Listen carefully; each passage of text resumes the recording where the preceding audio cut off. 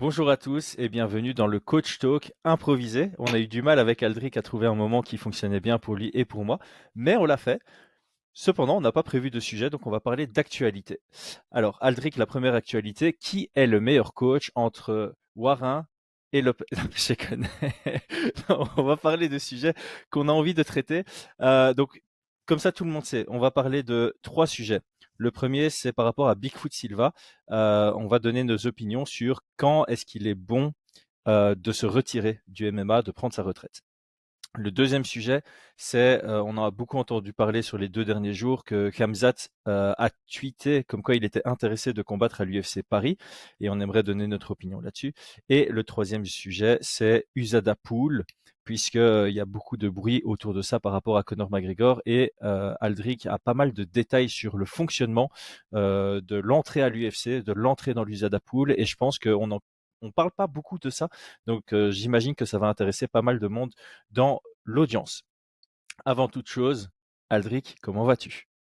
Très bien. Et non, je ne rentrerai pas dans la polémique du coach de l'année, du coach le plus fort. Je reçois des messages souvent, ouais, c'est le meilleur coach français. Merci, ça me fait plaisir. Après, les seuls gens qui peuvent se rendre compte, c'est les gens qui viennent sur un tapis. Voilà, il n'y a pas vraiment de, j'entends toujours si, le coach, le ci, le là. Ben, venez sur un tapis, essayez votre coach et vous verrez qui est le. Moi, je passe après, j'ai la part facile de dire ça, Chris, parce que moi, je passe, je sais pas, 4 heures, 5 heures, des fois 6 heures par jour sur un tatami. Donc j'y passe énormément de temps. Le soir, j'analyse et je m'occupe du matchmaking. Non, je ne ferai jamais d'organisation parce que ça demande trop de travail et je sais tout simplement pas faire. Je laisse la compétence à d'autres qui le font bien mieux que moi. Et puis voilà. Puis merci encore pour les commentaires que vous faites à chaque fois. C'est super intéressant pour moi et ça donne envie de se casser la tête encore plus avec Chris pour faire des sujets qui vous intéressent. Let's go, mon Chris, c'est parti. Alors, avant qu'on commence, j'y pense maintenant. Sur les 3 derniers podcasts, tu as parlé de outils et matériel que tu recommandes. Donc, on a fait l'effort d'être affilié à 2 marques pour, pour aller plus loin dans le conseil. Et c'est ce que tu avais dit, c'est nous, on n'a pas envie de représenter des marques en lesquelles on ne croit pas. On a vraiment envie de conseiller des outils qu'on recommande. Donc le premier outil sur lequel on s'est affilié, c'est Oura Ring. Tu en avais parlé dans l'antépénultième Oh oui, podcast podcast. sur l'importance du sommeil et surtout l'importance de traquer son sommeil. Donc je te laisse peut-être faire une petite description de 1 minute de ce qu'est cette bague qui trace le sommeil. Et puis, tous ceux qui sont intéressés, rendez-vous dans la section description de la vidéo. Il y a le lien d'affiliation. Alors, juste avant de te laisser la parole, l'affiliation, pour ceux qui ne savent pas, en gros, il y a un genre de partenariat qui se crée entre notre chaîne YouTube et la marque. Et en cas d'achat via notre lien, eh ben, la chaîne, nous, on récupère une partie, une partie du chiffre, ce qui nous permet de financer la chaîne et d'investir un peu plus dans nos contenus. Place à toi, Aldric. Ouais, juste 10 secondes à part.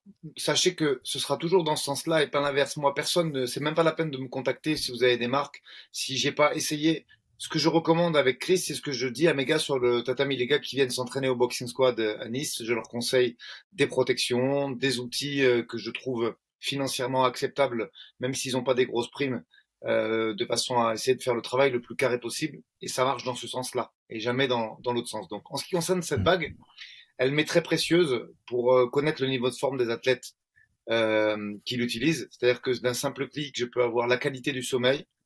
Alors oui, bien sûr qu'on traque l'athlète avec ça, puisque je peux savoir combien de temps il a dormi. Mais c'est vraiment pas le but. Le but, c'est pas d'avoir un œil de Moscou à votre domicile, c'est de pouvoir être capable de quantifier et surtout de repérer les signes de surentraînement par le biais des pulsations, par le biais de la température corporelle, par le biais d'un bon nombre d'informations qui sont indiquées, de savoir si on a été avec un sommeil récupérateur ou un sommeil plutôt agité.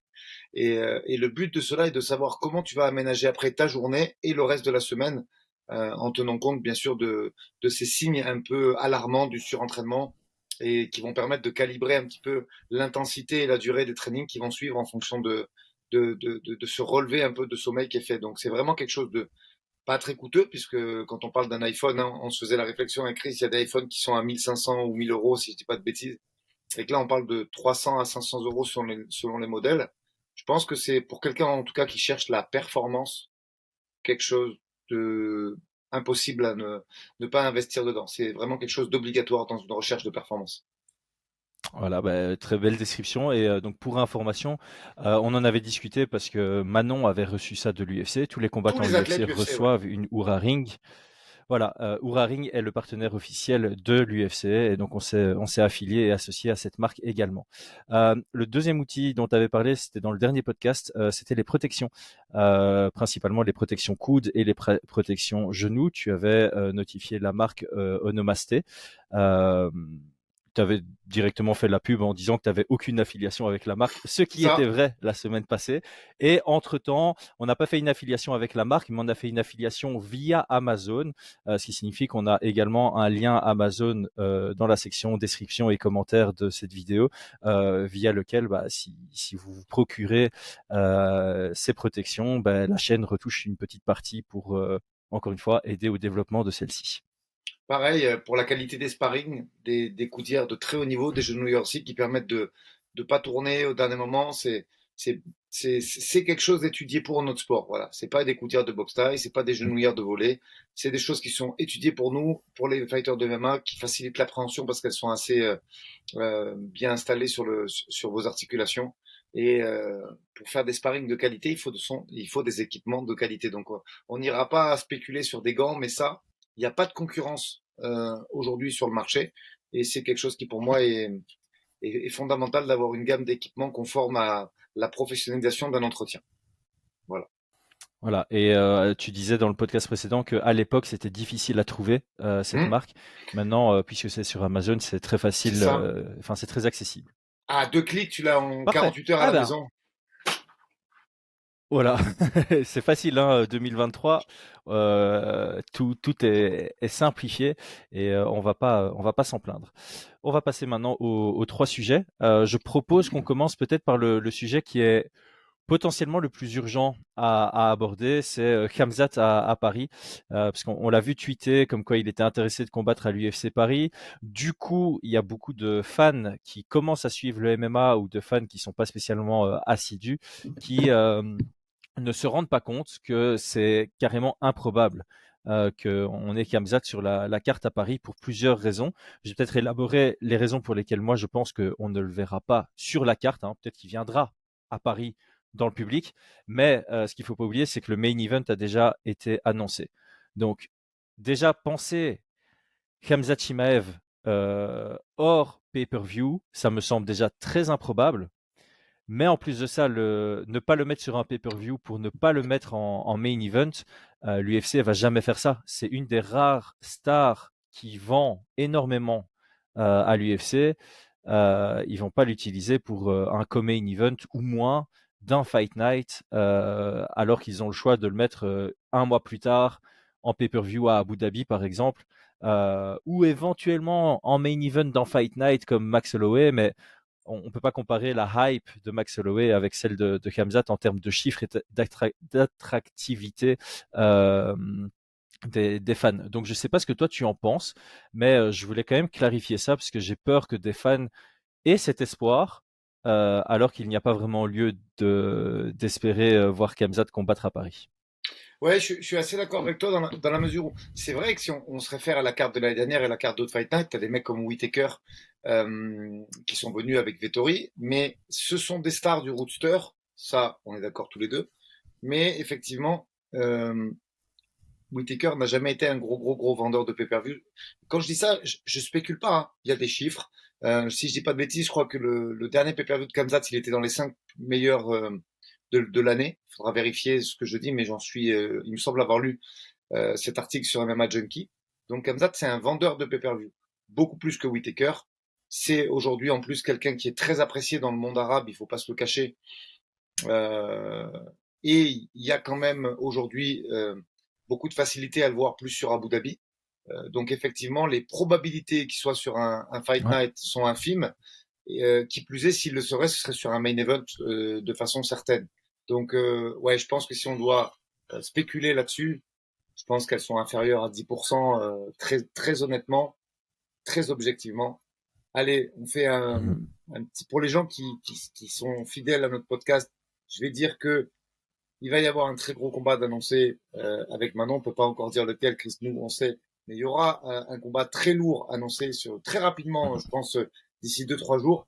Donc non, je pense que tout est possible hein, si l'UFC le décide, mais la probabilité qu'on le voit sur du co-main ou même du co-main, mais d'un pay-per-view à Abu Dhabi, elle est, je pense, de l'ordre de 70-80% et moins de 10% de chances qu'on le voit à Paris. Et, et c'est pour ces raisons-là, c'est qu'aujourd'hui, quand il y a un mec qui vend du pay-per-view, bien évidemment, il est sur des cartes à pay-per-view, c'est évident. Et quand bien même il irait rajouter 300 000 ou 400 000 acheteurs d'un pay-per-view sur un Islam contre X, on ne sait pas encore. Peut-être Oliveira, peut-être Mhm. Dustin, peut-être qui ils auront décidé de mettre en lightweight. Mais voilà, ça vient rajouter 300 000 potentiels qui vont acheter juste pour lui. Et donc le mettre sur une carte gratuite sur ESPN et sur AB, je pense que c'est quasi impossible. Ouais, et encore pire, aux heures européennes, parce que ça aussi, ça, ça rentre en jeu. Le public cible, c'est évidemment le public américain, et l'UFC Paris sera, alors j'ai pas l'info, mais j'imagine que ce sera comme l'année passée, aux heures européennes, ce qui signifie que c'est pas le peak time, comme on dit, pour les Américains, et donc le public, j'ai pas appelé ça le public cible, mais le public majoritaire. Donc, je pense que c'était quand même assez important de le souligner. Alors, c'est pas 100% impossible, mais la probabilité est infime et extrêmement faible que Khamzat puisse combattre sur la carte de l'UFC Paris. Maintenant que ce sujet est clos, prenons un sujet qui est peut-être bien plus sérieux sur la. J'ai pas appelé ça la carrière, je vais dire sur la vie des athlètes. On a beaucoup d'athlètes et actuellement le sujet d'actualité, on va dire, c'est Bigfoot Silva qui avait enfin pris sa retraite et qui a annoncé qu'il voulait ressortir de sa retraite quelques jours plus tard. Et moi, je trouve ça absolument triste. Le mec a succombé 16 KO dans sa carrière, sans compter ceux qu'il a probablement pris à l'entraînement. Depuis 2015, donc depuis sa dernière victoire, je crois il a 12 défaites, dont 10 par KO ou TKO dans 3 disciplines différentes, MMA, boxe, kickboxing et bare knuckle, 4 disciplines différentes. C'est extrêmement triste à voir parce que personne ne veut voir une carrière d'un ancien challenger au titre UFC, d'un gars qui a battu Fedor, finir sa carrière sur 12 défaites absolument ridicules et des KO qui sont évidemment pas très bons pour la suite de sa vie. Euh, on n'a plus les idées en place à ce moment-là. Donc, moi, pour faire une question plus générale, selon toi, à quel moment un athlète doit raccrocher les gants? C'est une question compliquée, mais pas tant que ça. Je pense que sur des mecs qui ont eu le niveau qu'a eu Bigfoot Silva, et dans une moindre mesure, ça me fait penser pour ceux qui suivaient le MMA il y a une petite dizaine d'années et encore 5-6 ans, à Bob Sapp aussi. Je sais pas si tu te rappelles, Chris, de Bob The Beast Sapp, Ouais. qui était joueur de football américain reconverti au catch dans un premier temps, puis ensuite au MMA via le Pride, le K1 Dynamite, le Inoki Bombaye et toutes ces organisations japonaises. Euh, je pense qu'arrivé à un moment, dès que tu es sur 5 défaites d'affilée, il devrait y avoir un, un blocage. Alors, 5 défaites d'affilée avec perte de connaissance, avec KO, je veux dire, tu vois, il faut pas bloquer Mhm. les combattants parce que tu es à très haut niveau, on l'a vu. Je sais même pas, puisqu'on parlait d'Oliveira il y a quelques minutes, si ça lui est pas arrivé 5 défaites d'affilée à Charles. Il faudrait vérifier. En tout cas, 4, je suis quasiment sûr. Bah, Euh, ouais, c'est ça. En tout cas, on a des exemples. Dan Hardy, quand il a perdu contre Georges Saint-Pierre, il a enchaîné ensuite 4 défaites. Ça, je sais de tête. mais Charles Oliveira, je suis en train de c'était pas que du regarder. chaos, tu vois. Non, c'était pas que du chaos. Tu vois, on va affiner ça, mais je pense que 5 défaites d'affilée, KO, arrêt de l'arbitre, tout est KO. Je pense qu'il devrait y avoir une suspension longue, de façon à ce que le gars puisse récupérer, parce que on Mhm. sort jamais indemne de ça. Moi, j'ai une règle chez moi, j'espère qu'on l'utilisera jamais, jamais de tout mon cœur, parce que les gens qui m'écoutent savent que j'ai beaucoup d'affect pour les gars que j'entraîne tous les jours. Mais moi, j'ai une règle, à troisième KO avec perte de connaissance, on arrête. Je veux plus m'en occuper, et ça n'est jamais arrivé depuis 2011. Et j'espère que ça arrivera jamais, parce que Mhm. c'est dur de dire à quelqu'un stop, mais voilà, moi, c'est la règle que je me suis. Alors, si un jour on arrive à ce chiffre et que l'athlète me dit, Adric, je veux continuer et qu'on fait les examens nécessaires et que médicalement on me dit, Adric, il peut, je reviendrai peut-être sur ma décision, mais voilà, c'est une règle qu'on a instaurée, en tout cas qui nécessite le dialogue. sur 3 KO avec. Je Ouais. parle pas d'un TKO parce que des fois, t'as pas été touché au visage en fait. C'est le corps qui a pris ou la cuisse et l'arbitre arrête parce que, ou alors t'es dépassé techniquement ou physiquement. Non, je parle d'un KO où ça tombe et il y a une perte aussi infime soit-il de connaissances ou d'appui. Voilà, là il faut regarder ce qu'il en est. Et concernant que ce soit Bob Sapp ou Bigfoot, bon, j'ai pas envie de Ou dire qu'ils Marlon viennent Moraes ou récemment. Marlon Moraes. J'ai pas envie de dire qu'ils viennent se coucher parce que ce serait manquer de respect au combattant français qui l'a affronté dernièrement. Même s'il n'y a aucune image de ce truc-là. J'ai même essayé, moi, de leur envoyer un message à cette organisation.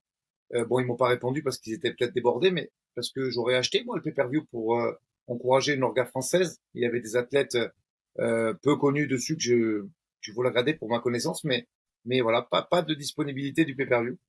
Euh, ouais, je pense que une règle logique, c'est à 5 KO d'affilée ou en tout cas consécutifs de mettre un contrôle et à 10 de stopper, quoi, tout simplement.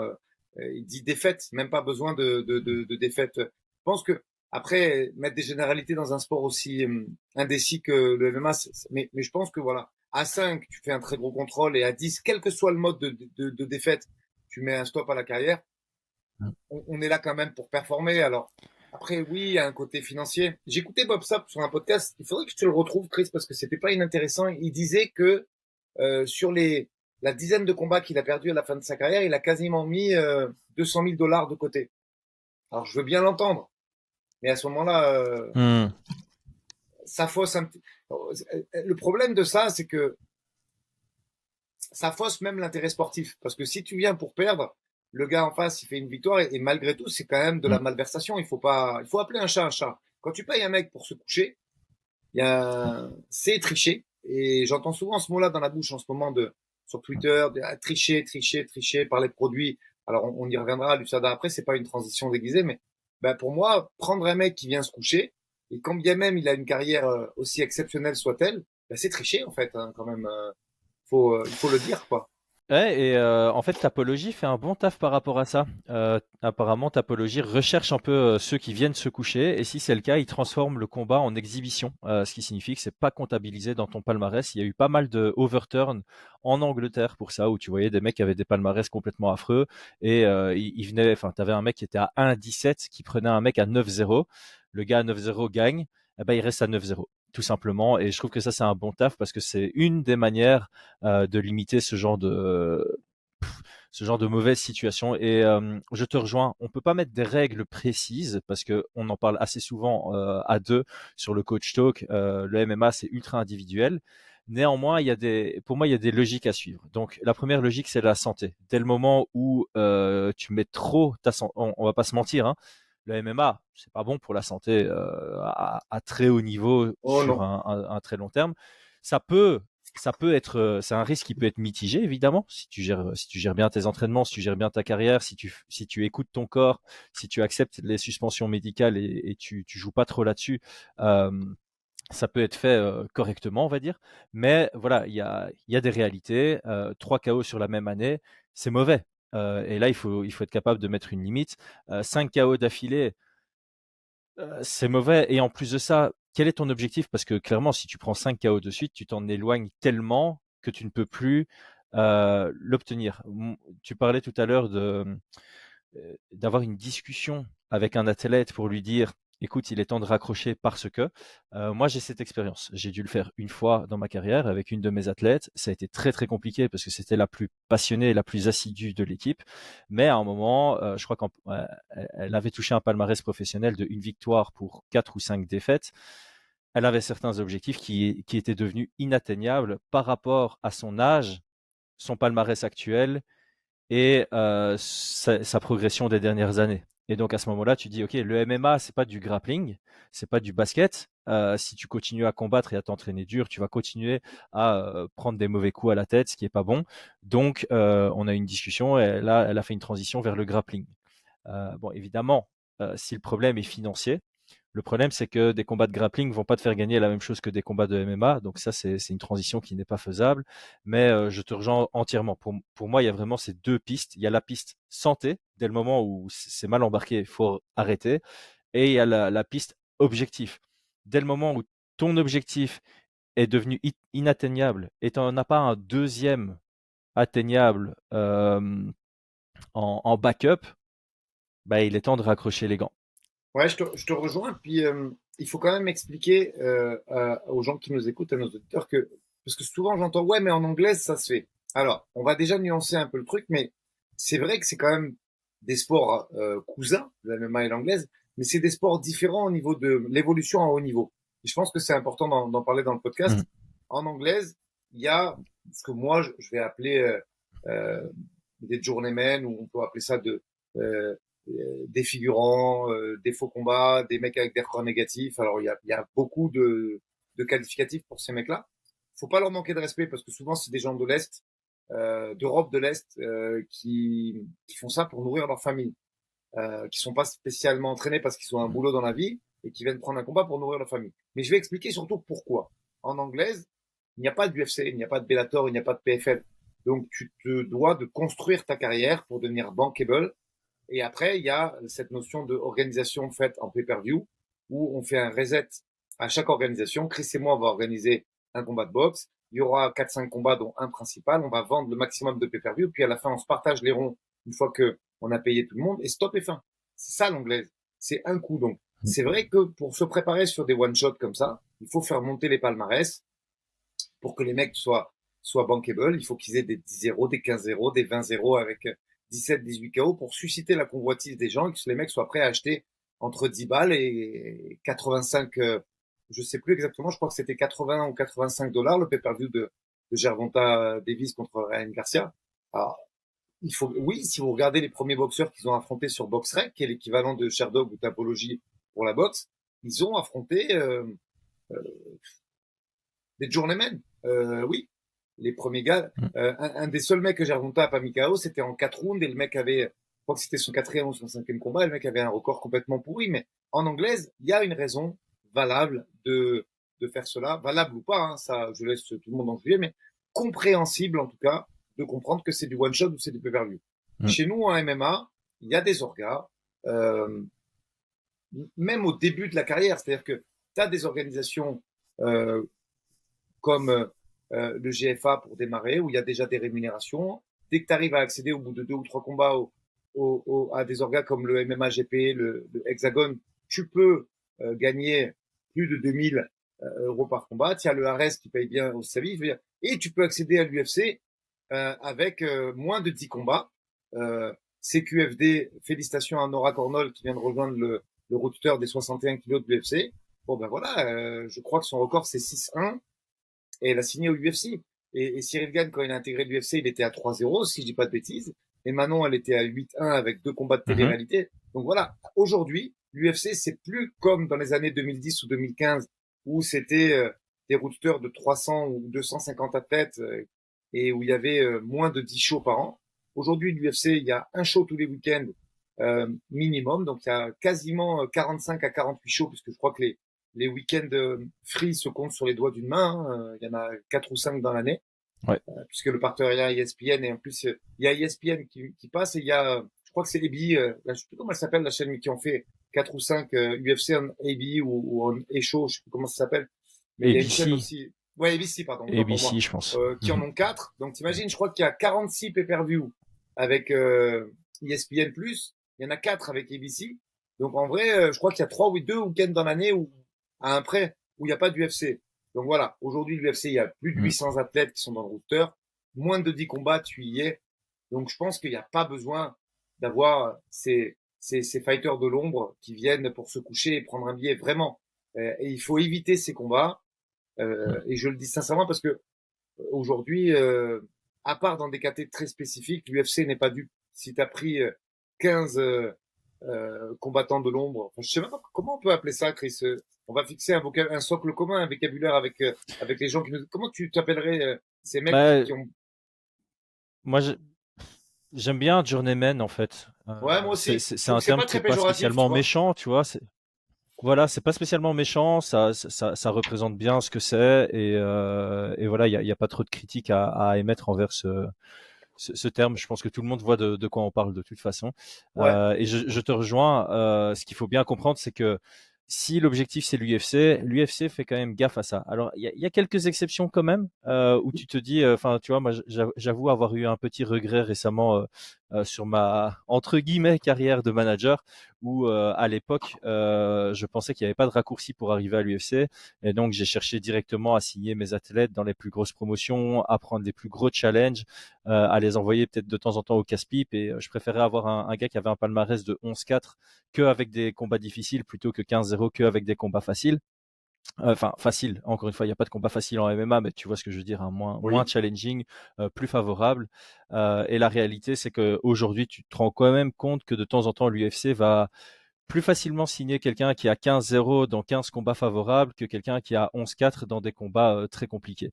Donc juste. là, je n'ai pas appelé ça une erreur de management, mais c'est quelque chose c'est un point sur lequel je me remets un peu en question par rapport à ce que j'ai fait euh, sous cette casquette et sous ce rôle de manager. Mais je te rejoins, mais après, on le sait qu'il y a des KT où l'UFC va être moins regardant.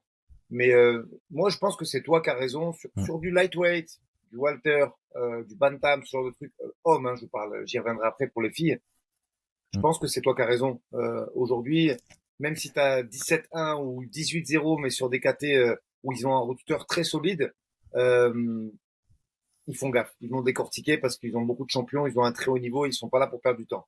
Après, force est de constater que l'AKT, par exemple, fille 61 kilos ou 66 quand elle existait encore, ou l'AKT homme 93 ou poids lourd, euh, le record va plutôt effectivement être favorisé et c'est compréhensible dans la mesure où il y a peu d'athlètes. Le roadster, ce sont des KT en fait. C'est pas qu'elles sont pas bonnes, elles sont très compétitives dans le top mm, 15. C'est juste que et encore, on va nuancer le top 15. Je reviens sur la phrase que tu avais évoquée avec Panic Inzat qui est très forte, hein, mais qui a réussi à gagner 3 ou 4 places en mm, étant opéré des croisés. On va dire que il y a un top 5 très solide souvent dans ces KT et il y a un roadster qui est en dessous des 40 combattants. Les grosses KT à l'UFC, c'est un roadster de 40. C'est-à-dire qu'en général, les 40 meilleurs mondiaux, ils sont dans le roadster mm. et c'est fort. Et dans les KT où il n'y a pas ça, 93 poids lourd, effectivement, ils essayent de construire des legacy et des carrières et ils vont être effectivement plus regardants sur le record que sur le niveau intrinsèque. Ça c'est vrai aussi, tu as raison. Il faut bien comprendre où on va. Mais quand tu as je prends l'exemple des gars dont je m'occupe, quand tu as un Axel Sola, un Virgil Hogan, euh, c'est des KT middleweight, lightweight, c'est des KT hyper compétitifs quand même à l'UFC. Et tu te dois de les mettre sur des shows Mm. où ils vont être regardés par les matchmakers, tels que le Ares ou tel que le Cage Warrior ou tel que le Venator en Italie, parce que il faut montrer de la compétitivité et du niveau. Et je pense que sur ces KT-là, il vaut mieux arriver avec un solide 10-2 et taper à la porte qu'avec un 12-0. C'est mon avis. Ouais. Parce qu'il y a Après, tu as un poids lourd, il faut penser différemment, je te rejoins. Mm. Ouais, et il y a aussi un truc que j'ai toujours dit, et je pense que j'ai jamais vraiment évoqué en public. Euh, Tu peux aussi regarder le potentiel quand tu es à l'UFC. Donc, comme tu dis, dans les catégories euh, moins complètes, donc celles que tu as citées, hein, les plus lourds chez les hommes et les plus lourds chez les femmes, c'est là où il y a le moins d'humains, tout simplement, donc moins de concurrence. L'UFC va regarder le palmarès et je pense qu'ils ont aussi cette justesse d'esprit de se dire tant que ce gars-là n'est pas à l'UFC, il travaille à côté. Donc il ne sait pas progresser de manière optimale. Tu viens faire ton premier combat à l'UFC, tu peux commencer à envisager de travailler à mi-temps ou même de te dire, bah, tu sais quoi, je prends une fois le risque, j'arrête de travailler pendant 6 mois pour me concentrer sur ma progression et sur ma carrière. Et ça peut changer beaucoup en fait. Tu arrives à l'UFC, tu fais ton premier combat sur un short notice, que tu le gagnes ou que tu le perdes, tu commences à avoir une prime intéressante. Il y a peut-être des sponsors qui s'intéressent à toi. Tu commences à prendre espoir en te disant, ben voilà, j'ai encore 2 combats à l'UFC. Si je me prouve, ma carrière, elle est faite. Donc tu lâches tout et tu te concentres sur ta progression. Et ça, Très juste. c'est quelque chose à prendre en considération aussi. C'est pour ça que voilà, sur certaines signatures où les gens disent, ouais, il mérite pas, je dis toujours, attendons de voir ce que le gars fait de cette opportunité. Parce que ça peut vraiment changer une vie. Et on a déjà eu beaucoup d'exemples de personnes où tu entends en interview dire Ah ben j'ai arrêté de travailler. Je me concentre sur moi et tu vois une progression monumentale parce qu'il y a une énorme différence entre pouvoir te concentrer uniquement sur ta carrière et ta progression et une situation où tu as un boulot à gérer, peut-être une famille à gérer en plus de tes entraînements. C'est le jour et la nuit. Ah Tout, oui, tout est quintuplé en termes de progression et de gestion. entièrement d'accord. C'est vrai que le, ils le font pas tout le temps, mais il arrive qu'ils investissent dans la carrière de quelqu'un.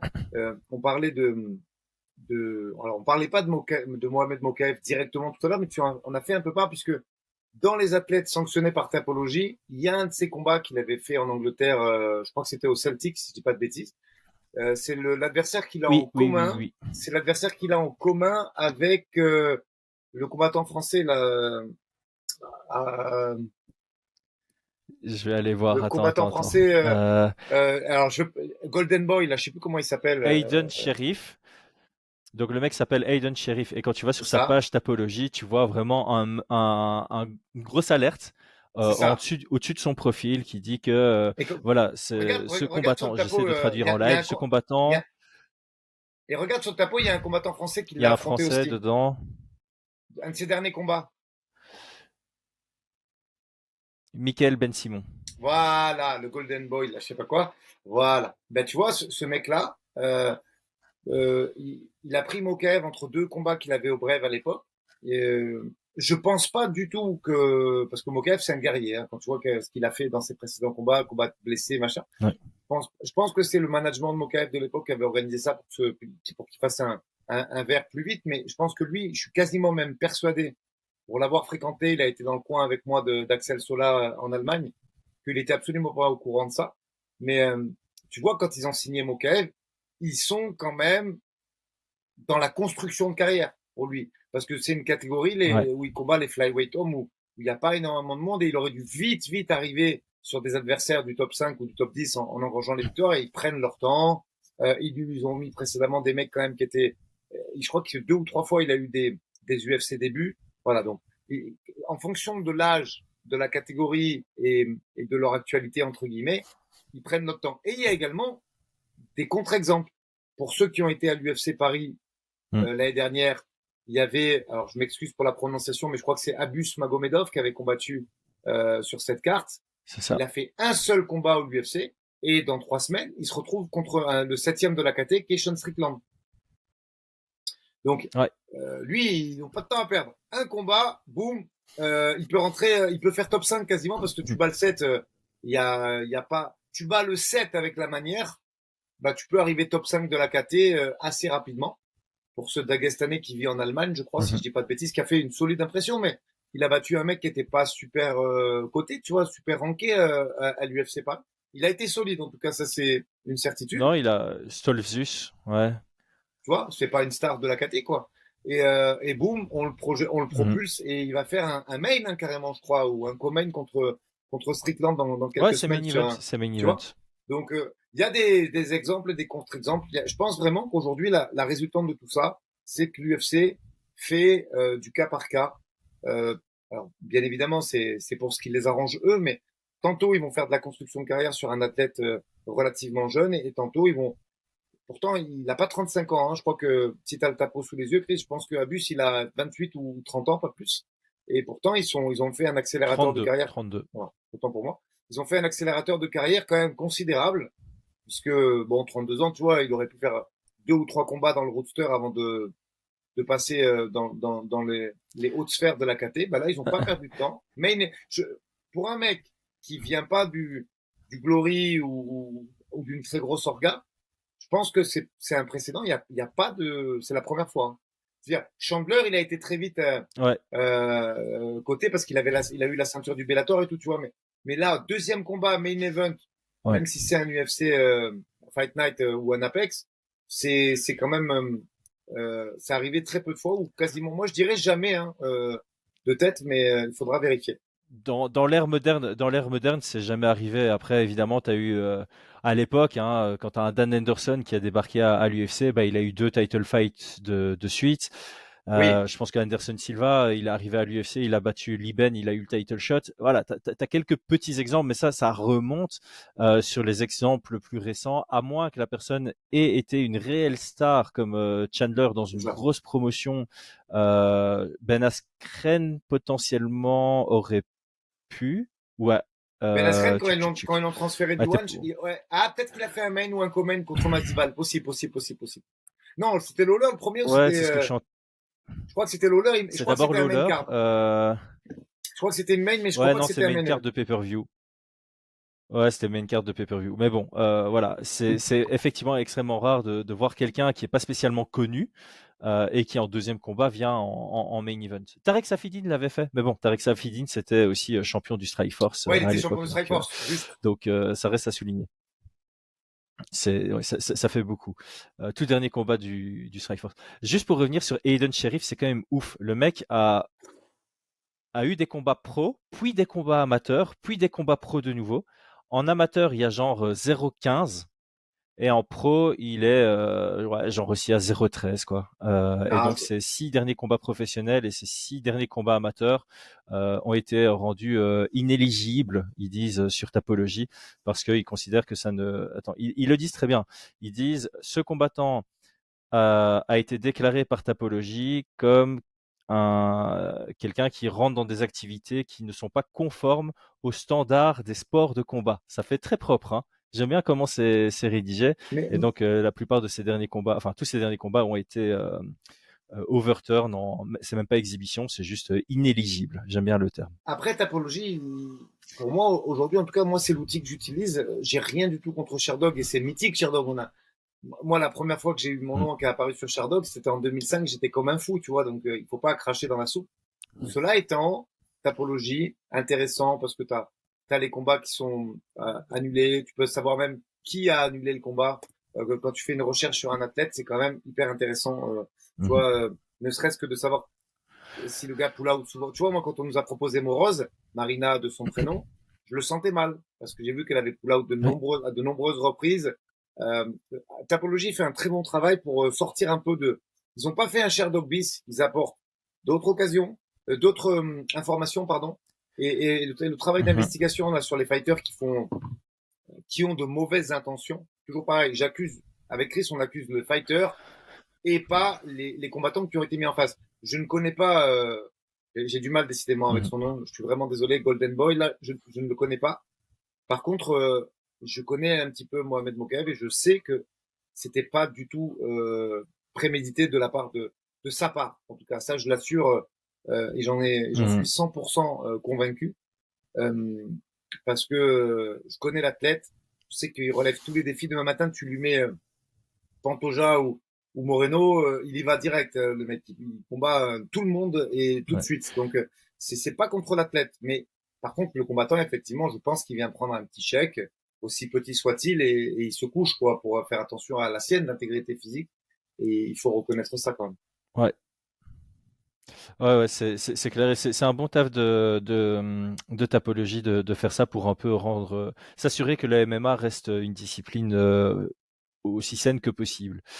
Pour clôturer peut-être le sujet sur quand on rentre sa retraite, est-ce que tu es d'accord avec ce que je vais dire? Parce que moi, je le dis tout le temps.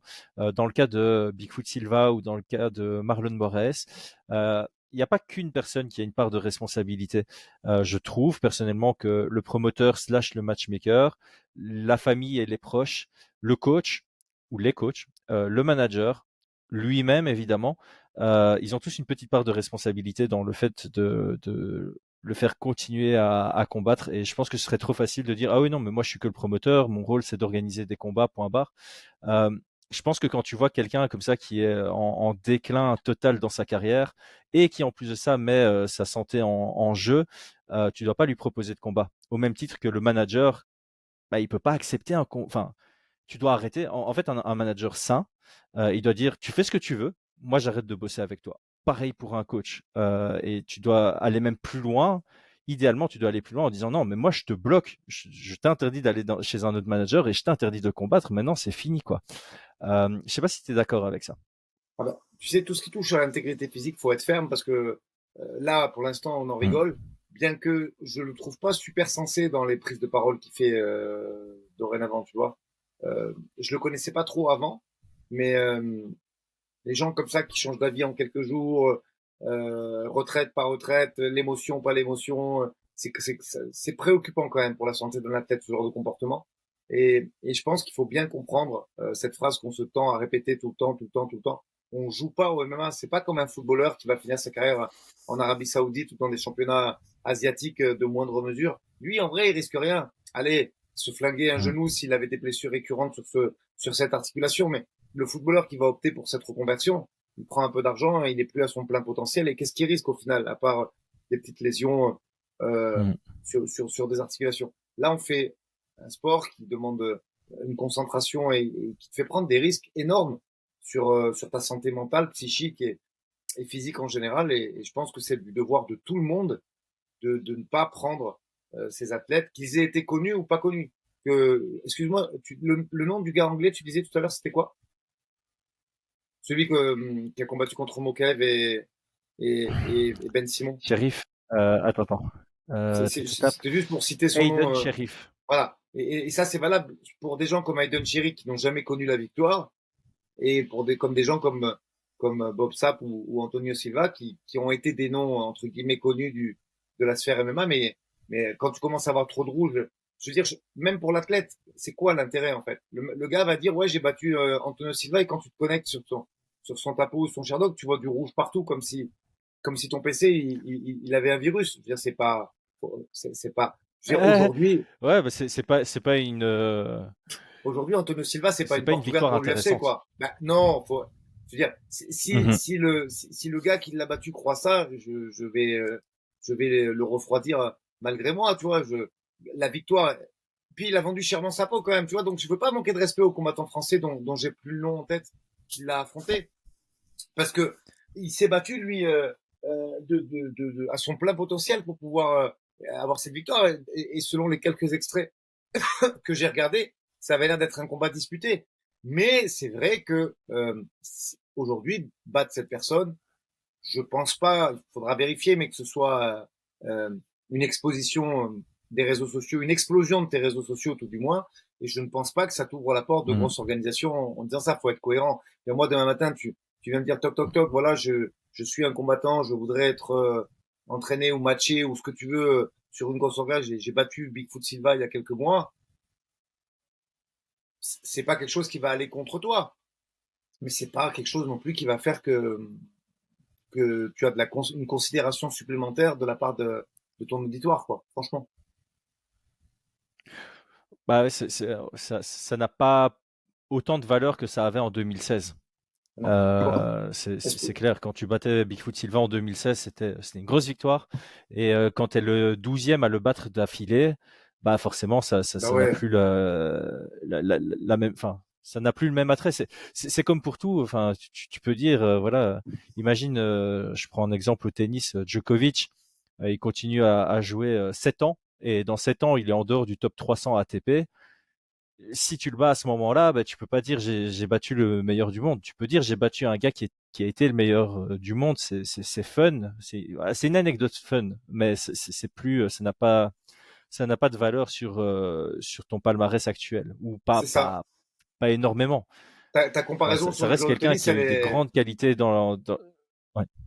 elle est parfaite. C'est exactement ça. C'est-à-dire que tu me dis que tu l'as battu en 2015, je vais tout de suite aller regarder le combat sur Internet, hein, je peux te garantir. En Hmm. 2023, voilà, c'est plus la même hype. Est-ce qu'il a contribué à vendre des places? Pareil, je sais pas te dire parce que j'ai pas pu regarder l'événement. J'en doute un petit peu. Et est-ce qu'il va permettre de la visibilité sur ce combattant? J'en doute un petit peu. Ouais.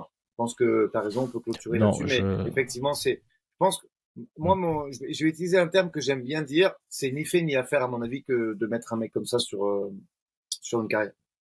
ah bah, je pense que là, on a fait le tour de cette question, donc on peut prendre notre retraite par rapport à, à ce sujet. Je me pose juste la question de est-ce que on a le temps d'aborder Usada Pool, Sinon, on fait ou bien est-ce que ce serait un sujet intéressant à prendre à part? moi, je te dis ce Euh, que j'en pense déjà, et si on n'en parle pas ouais. maintenant, on le fera sous forme de teasing pour nos auditeurs. Je voudrais bien prendre le Mhm. temps d'expliquer ce qui se passe quand tu rentres dans le pool USADA, ta signature de l'UFC, l'appel qui est fait par un traducteur homologué entre guillemets, enfin certifié, où on va t'expliquer et tu vas pouvoir te confesser sur les produits que tu prenais avant et tu vas être absous de certains péchés parce que tu ne savais pas. Voilà, j'ai envie de vraiment expliquer que tu peux sortir du pool USADA pour ne pas être testé pour une blessure très grave et un protocole qui nécessiterait des perfusions, des choses comme ça peut arriver parce que ça rentre pas dans ce que tu as le droit de faire. Donc, si tu dois, pour une grave blessure, sortir de ce pool, tu peux. Donc, il y a plein de choses qui, à mon avis, vont intéresser les gens qui nous écoutent, nos auditeurs. Et si il faut une bonne demi-heure, à mon avis, vous parlez de ça. Donc, sinon, on le fait sur un deuxième podcast dans la semaine ou sur la semaine prochaine. C'est pas un problème. Je pense qu'on va faire ça sur un autre podcast pour vraiment bien prendre le temps parce que je pense qu'il y a pas mal de détails et c'est peut-être même mieux de venir peut-être préparer sur tous les sujets, sur comment fonctionne. Tu m'avais montré l'application USADA, Ouais, expliquer le fait que à tout moment, l'USADA doit savoir où est-ce que tu es, en tout cas dans les 2 heures, dans un rayon de 2 heures. c'est ça. C'est un sujet qui est peu traité. Je pense que les fans de MMA, ils voient juste certains combattants tweeter ah, je me suis fait réveiller à 6 heures du matin par l'USADA, ils m'ont demandé de faire pipi. Voilà, c'est très light comme information. Je pense que ça peut être intéressant vraiment de parler de tout le process, de toutes les exemptions peut-être comme Ouais. tu viens de dire, que tu Puis pareil, peux tu avoir vois, fait des péchés par le passé c'est et ça. confesser. Ouais. Et pareil, tu vois, on parlait du fameux combat de Benoît Saint-Denis à l'UFC contre le Brésilien de 67 qui a été testé dopé. Et je donnerais en tout cas, Zaleski, oui, Eliseu, je crois qu'il s'appelle Zaleski, et je donnerais mon opinion qui c'est ça. n'appartient qu'à moi, tu vois. Pourquoi je suis intimement persuadé que ce combat ne sera jamais changé en termes de résultats. J'expliquerai pourquoi. Hein, parce qu'en fait, il y a des Mm. contrôles qui sont dans l'entraînement, il y a des contrôles qui sont tout de suite après les combats. Et selon les normes américaines, les seuls contrôles qui peuvent overturned, c'est-à-dire changer l'issue d'un combat, c'est celui du jour même. Si tu as été testé positif 2 mois après, y a aucune possibilité de retourner la décision. Donc c'est mon avis, hein, qui n'engage que moi et pas du tout le camp Mhm. de Benoît. Benoît, c'est juste. Je pense que je peux dire que Benoît est un ami parce que même si on se voit pas tous les jours, on a toujours plaisir à parler ensemble. Et j'ai énormément de sympathie pour lui et j'ai hâte de dire ce que je pense de la preview de son combat qu'on fera la semaine prochaine, je crois, Chris, si j'ai pas de bêtises, ou celle d'après. Euh, Mardi mais matin. mais à ma connaissance et dans ce que j'aimerais développer avec nos auditeurs et toi lors de cette discussion, je pense que le résultat ne changera jamais en expliquant pourquoi. Parce qu'il y a des contrôles en journée, de fait, il y a des contrôles qui sont... Et il y a aucune possibilité, même si c'est juste un mois après le combat, de dire, ah bah attends, est-ce qu'on peut pas penser que... Non, c'est pas possible. On l'évoque lors d'un prochain podcast. Ouais, on se garde ça comme sujet pour un prochain podcast, parce que moi, il me reste malheureusement pas assez de temps et je sais que Vas-y, pour c'est bon. l'instant, ton temps est assez chargé. Donc voilà, on va remercier tout le monde d'avoir écouté jusque-là. Vous savez du coup de quoi on parlera la semaine prochaine, à moins que la nouveauté autour de Manon nous donne un autre sujet de conversation, parce qu'on avait émis l'idée de parler aussi du management au moment où on a un case.